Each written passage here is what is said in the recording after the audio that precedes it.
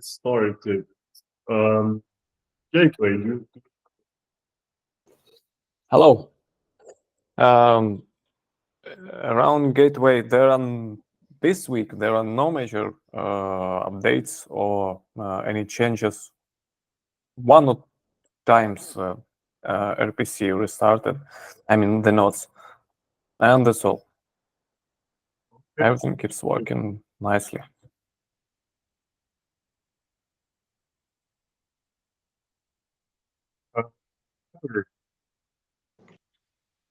Yeah, also no major updates. We are continuing working on the dashboard and general stability of the network.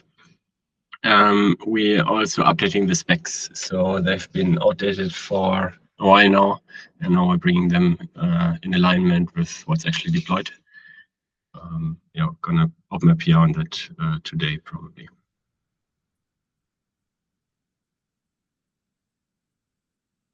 awesome, thank you. Regarding testing, do we have anything here? Hi, regarding Hive, we have finished refactoring, so now we can add new clients faster. For example, I started to add Geth client. Also, we have fixed almost all Nethermind file tests, so I hope we will fix it during this week. Awesome. What about Ethereum tests? Yeah. Hello, guys. And regarding Ethereum test, we have the implementation for DAN for running Gnosis as the backend on those tests. But we need someone with very good knowledge of Gnosis protocol in order to build to re-implement the Ethereum test cases. I would suggest to create a Gnosis test repository where we can start drafting those test cases, and will be really awesome if you, Philip, can create that and maybe give me some access to it. Also, another thing that I noticed is that each client will need to implement that interface. So those tests will only be able to run for now by Nethermind, and even by the Geth implementation, we will need to re-implement by run them on the Gnosis course 1 kilo. Finish working on that also, because it's binded to run by Ethereum protocol. So yeah, I will write some documentation about how to run it by Nethermind, and I will share it with whoever is going to be able to start drafting the test case for Gnosis. Okay, so we need more test cases, right? And currently clients need to be updated because they are like hard-coded for Ethereum, or what's the issue? The thing is that, for example, the thing about those tests is that you define the transactions, you define the state, and then you execute that test case and you wait for results. Just to set some example, we define the withdrawals in a different way than Ethereum. And when we are going to execute that test case, we are not going to get the same answer. So we need to redefine those test cases to fit with our own difference from Ethereum, just to say something. Makes sense? Yeah, that makes sense. But I think you said clients ready to for that interface. I didn't quite catch that part. Like, why can't Geth run those tests? The thing is that I don't know exactly how it's implemented in Geth, but from my perspective, they are when you are going to run those test cases, you are going to be calling the internal methods of those clients itself. It's not like we are calling APIs methods like we do in Hive tests, and we can set up the node before. So the internal structure of how those DAN tests are set on each client, and I think that is only implemented by Best1 and Geth, will need to change to be able to run by Gnosis. Good. Okay, I guess we'll see once we come to that, Erigon, maybe can you comment on whether you are able to run tests or not, or would be able? I mean, I guess we should first have to create those cases, but Yeah, I think that the best thing that we can do right now is to create that new repository and trying to execute all the different test cases that is already now on Ethereum test, and we can run right now and should how to say that match for either Ethereum or Gnosis, and then start adding the ones that are, let's say, different from one another. Yeah, I guess Clem has something to say. Yes, while you were discussing this, I was having a quick check. From what I understand, it should work. I mean, okay, in theory, it should work. In practice, probably not. But my question was, did you try? Because if you tried my stack trace and give me some information, I could fix it for you. Because currently, what happens is that I have an issue producing block, but everything else that is just about replaying blocks and verifying that you're okay with whatever the configuration and whatever tests were filled, you should be able to process. So that should work. And if it doesn't, I would like to know. yeah, I guess we don't have the test cases yet, so not easy to test, right? Exactly. We need those test cases first in order to run them on one thing or other. Because right now the Gnosis, the Ethereum test case are meant for Ethereum, and we don't have like the Gnosis test case specific that we can just run and say, hey, it's not working on the Geth implementation of the HN, and we need to fix this and that. We need that. We are missing that part. Okay, so we'll get started on that, and then we'll see later. Andrew, Exactly. you had a comment? Yeah, so I have a general comment because at the moment Erigon is failing a lot of Hive tests, even for Ethereum, and that's due to a performance optimization. So we kind of we send a reply on a fork choice update before actually like finishing the flashing to the database. It doesn't matter in like with actual CLs, but it matters in the Hive test. So we were just I need to check. We recently added an option to disable that functionality, so I need to check that. With that, all the Hive tests are fine. So I'm assuming that it's to say that there is the similar problem for Gnosis Hive tests.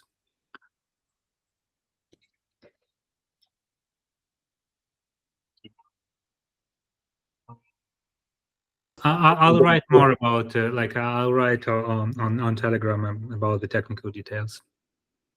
Okay, thank you. Let's move on to client updates. Nethermind. Hello. So recently we released the 128.0 version. The biggest thing for Gnosis is the snapsec enabled by default. So that's the most important stuff here. Right now we are checking what we want to include in the next version. We are working on several performance optimizations out there. And other than that, focusing on Pectra right now.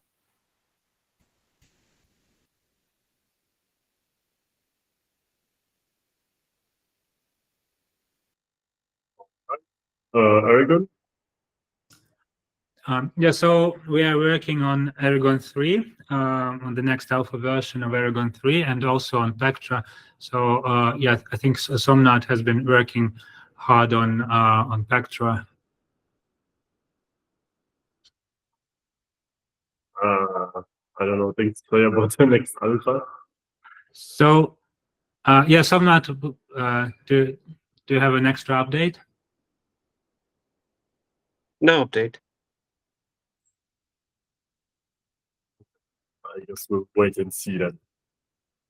Gio. Hi. Yeah. So last week after the call, I was sorry, that was not the call. But anyway, I was able to produce blocks for Shadow. The problem is that they are all empty. And yeah, I've been investigating, but I haven't gotten anywhere really. So what's happening is that Geth by default produces an empty block in case there's no time to produce a full block, so that the slot is not missed. And this is what's happening. It's publishing that empty block. Why it's not able to send transactions? Because it's not like my mempool is really full. It has some stuff in the mempool, but it's not really full. So yeah, I'm still debugging. I don't really have a lot more information. It seems like this is a blob processing problem, but yeah, I don't know for sure at this point. So so yeah, that's where I am. Thank you. And then Breath, mainly from Live. Yeah. So the last time we got stuck in running a DevNet post merge, and we have state root mismatch. So I'm working with Marek and GRK on the Nethermind side to figure out where is the diff, and with Reth to also get the dump. So yeah, coordinating with both sides to hopefully have a nice way that we can compare the state, which would be very useful. But yeah, I think I want to, yeah, Marek? Yeah, I think I will comment that it will be hard to have, standardized way to compare state database because, Nethermind has a little bit different format of storing data. And I guess in this case, the problem is with this empty accounts, as I said. So generally on mainnet, we do not have empty accounts anymore, so they are removed. But in Gnosis Chain, we have those exceptions, and they participate in calculation of state root. So even if you make, very standardized API for verifying this, there might be edge cases like something like that, right? So the only empty account that could be empty is the system address. That's it. Is there any other account that could be empty but it's not? Zero address. I have seen. I don't know why, but I see in code. Łukasz? So what is hard? What would be probably hard to do to compare the whole state trees? What can be probably done easier is to compare deltas. So delta, the changes of the state in the given block. Yeah, I think we talk. Yeah, that was our starting point with deltas, but I guess they are the same. I think we are waiting for Erigon to share one more time Nethermind state diff.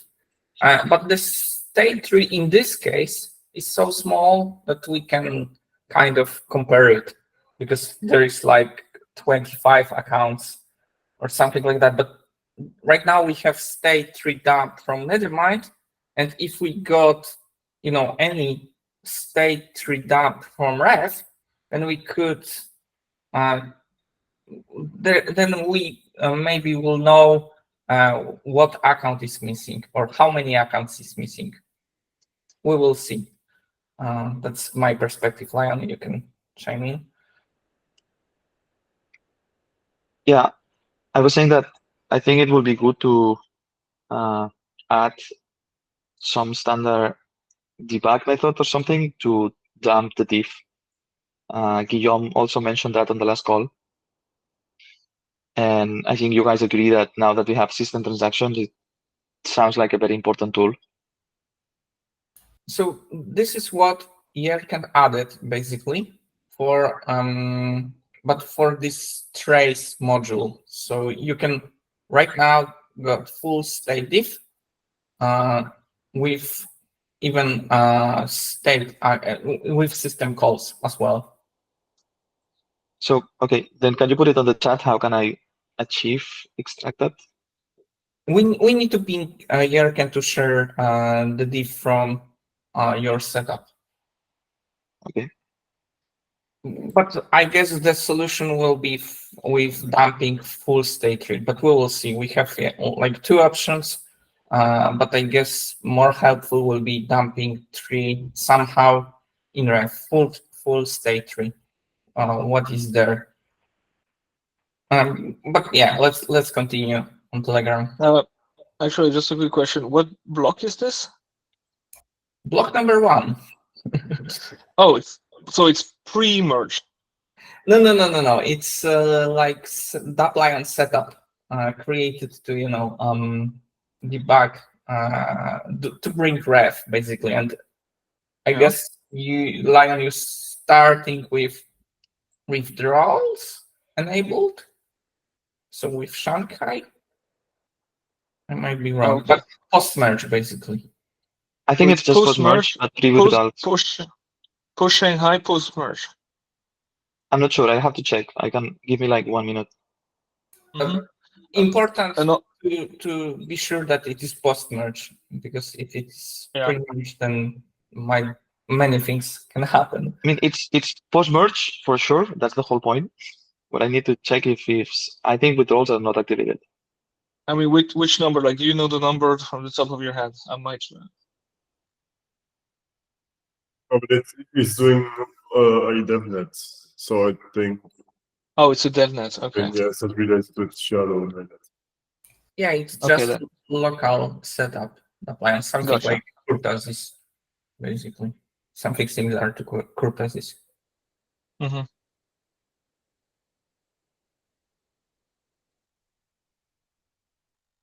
All right. Any questions or comments?